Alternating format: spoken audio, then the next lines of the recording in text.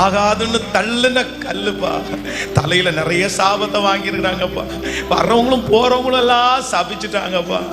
ஆனா நான் நம்புறேன், ஒரு நாள் சாபத்தை ஆசீர்வாதமாய் மாற்றுகிற கர்த்தர் என் பிள்ளைய உயர்ந்த இடத்துல வச்சு அழகு பார்த்து மகிமைப்படுத்தி உங்களுக்கு சாட்சியாய் மாற்றுகிறதற்காக நன்றி அப்பா. நன்றி ஆண்டவரே.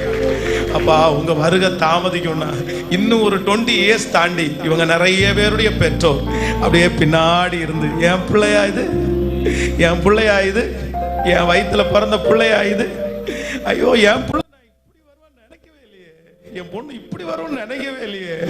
நிறைய பெற்றோர்கள் ஆச்சரியப்படுற அளவிற்கு, பிரமிக்கிற அளவிற்கு, அப்படியே ஆனந்த கண்ணீர் வடிக்கிற அளவிற்கு என் பிள்ளைங்க தலை மேல இப்போ உங்க ஊழியக்காரனாக நான் ஜெபிக்கிறேன், ஒரு மகிமையை கர்த்தர் இப்பொழுது வைக்கிறதற்காக